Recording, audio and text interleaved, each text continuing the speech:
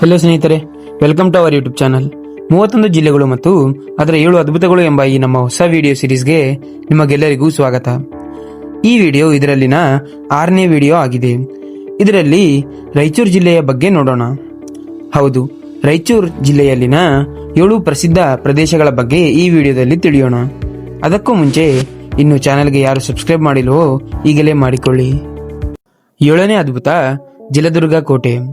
ಇದು ರಾಯಚೂರು ಜಿಲ್ಲೆಯ ಕೃಷ್ಣಾ ನದಿಯ ಮಧ್ಯದಲ್ಲಿರುವ ಒಂದು ಅದ್ಭುತ ಐತಿಹಾಸಿಕ ಕೋಟೆಯಾಗಿದೆ.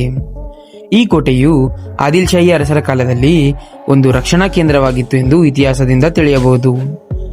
ಈ ಕೋಟೆಯೊಳಗಡೆ ಹಳೆಯ ಅರಮನೆಗಳು, ದೇವಾಲಯಗಳು ಹಾಗೂ ಭದ್ರಗೋಡೆಗಳ ಅವಶೇಷಗಳನ್ನು ನಾವು ಇಂದಿಗೂ ಕಾಣಬಹುದು. ಈ ಜಲದುರ್ಗ ರಾಯಚೂರು ಜಿಲ್ಲೆಯ ಒಂದು ಐತಿಹಾಸಿಕ ಮತ್ತು ಸಂಸ್ಕೃತಿಯ ಒಂದು ಹೆಮ್ಮೆಯ ಸಂಕೇತವಾಗಿದೆ. 6ನೇ ಅದ್ಭುತ ಗಬ್ಬೂರ್ ಗ್ರಾಮ. ಇದು ರಾಯಚೂರು ಜಿಲ್ಲೆಯ ದೇವದುರ್ಗ ತಾಲೂಕಿನಲ್ಲಿರುವ ಒಂದು ಐತಿಹಾಸಿಕ ಮತ್ತು ಧಾರ್ಮಿಕ ಮಹತ್ವದ ಗ್ರಾಮವಾಗಿದೆ. ಈ ಗಬ್ಬೂರನ್ನು ರಾಯಚೂರು ಜಿಲ್ಲೆಯ ದೇವಾಲಯಗಳ ಊರು ಎಂದು ಸಹ ಕರೆಯಲಾಗುತ್ತದೆ. ಇದು ಏಕೆಂದರೆ ಇಲ್ಲಿ ಸುಮಾರು 30 ಪ್ರಾಚೀನ ದೇವಾಲಯಗಳು ಮತ್ತು 28 ಶಾಸನಗಳು ಕಂಡುಬರುತ್ತವೆ. ಇಂದಿಗೂ ಗಬ್ಬೂರ್ ತನ್ನ ಐತಿಹಾಸಿಕ ದೇವಾಲಯಗಳು ಮತ್ತು ಶಾಸನಗಳ ಮೂಲಕ ಕರ್ನಾಟಕದ ಶ್ರೀಮಂತ ಪರಂಪರೆಯನ್ನು ಸಾರುತ್ತಿದೆ.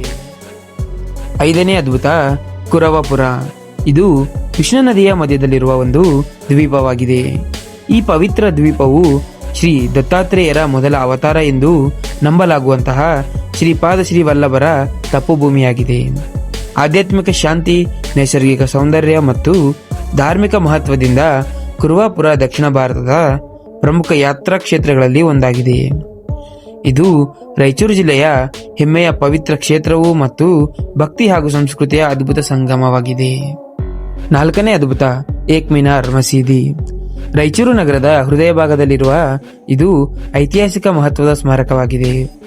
ಈ ಮಸೀದಿಯ ವಿಶೇಷತೆ ಎಂದರೆ ಇದಕ್ಕೆ ಕೇವಲ ಒಂದು ಮಿನಾರ್ ಇರುವುದರಿಂದ ಏಕ್ ಮಿನಾರ್ ಎಂಬ ಹೆಸರು ಇದಕ್ಕೆ ಬಂದಿದೆ. ಬಹುಮನಿ ಕಾಲದಲ್ಲಿ ನಿರ್ಮಿಸಲಾದ ಈ ಮಸೀದಿಯು ಪರ್ಷಿಯನ್ ಶೈಲಿಯ ಅದ್ಭುತ ವಾಸ್ತುಶಿಲ್ಪವನ್ನು ಹೊಂದಿದ್ದು ಸುಮಾರು 65 ಅಡಿ ಎತ್ತರದ 2 ಅಂತಸ್ತಿನ ಮಿನಾರ್ ಈ ಮಸೀದಿಯ ಪ್ರಮುಖ ಆಕರ್ಷಣೆಯಾಗಿದೆ. ಇದು ರಾಯಚೂರಿನ ಐತಿಹಾಸಿಕ ಮತ್ತು ಸಾಂಸ್ಕೃತಿಕ ಪರಂಪರೆಯ ಪ್ರಮುಖ ಸಂಕೇತವಾಗಿ ಗುರುತಿಸಿಕೊಂಡಿದೆ. 3ನೇ ಅದ್ಭುತ ಮುದಗಲ್ ಕೋಟೆ. ಈ ಕೋಟೆಯ ಇತಿಹಾಸ ಯಾದವರು, ಕಾಕತೀಯರು, ಬಹುಮನಿಯರು ಮತ್ತು ವಿಜಯನಗರ ಸಾಮ್ರಾಜ್ಯಗಳ ಕಾಲದವರೆಗೆ ವಿಸ್ತರಿಸಿದೆ. ಹಿಂದೂ ಮತ್ತು ಇಸ್ಲಾಮಿಕ್ ವಾಸ್ತುಶಿಲ್ಪದ ಸಂಗಮವಾಗಿರುವ ಈ ಕೋಟೆ ತನ್ನ ಭವ್ಯ ದ್ವಾರಗಳು ಹಾಗೂ ಪ್ರಾಚೀನ ನಿರ್ಮಾಣ ಶೈಲಿಗೆ ಪ್ರಸಿದ್ಧವಾಗಿದೆ. ಒಂದು ಕಾಲದಲ್ಲಿ ವಿಜಯನಗರ ಮತ್ತು ಬಹುಮನಿ ಸುಲ್ತಾನರ ನಡುವಿನ ಅನೇಕ ಯುದ್ಧಗಳಿಗೆ ಈ ಕೋಟೆ ಸಾಕ್ಷಿಯಾಗಿದೆ. ಇಂದಿಗೂ ಈ ಮುದಗಲ್ ಕೋಟೆ ರಾಯಚೂರು ಜಿಲ್ಲೆಯ ಇತಿಹಾಸ, ಶೌರ್ಯ ಮತ್ತು ವೈಭವದ ಪ್ರತೀಕವಾಗಿ ನಿಂತಿದೆ. 2ನೇ ಅದ್ಭುತ ರಾಯಚೂರು ಕೋಟೆ. ಕ್ರಿಸ್ತಶಕ 1294ರಲ್ಲಿ ಕಾಕತೀಯ ರಾಜನಾದ ರಾಜ ಗೋರೆ ಗಂಗಯ್ಯ ರೆಡ್ಡಿ ಈ ಕೋಟೆಯನ್ನು ನಿರ್ಮಿಸಿದನೆಂದು ಶಾಸನಗಳು ತಿಳಿಸುತ್ತವೆ.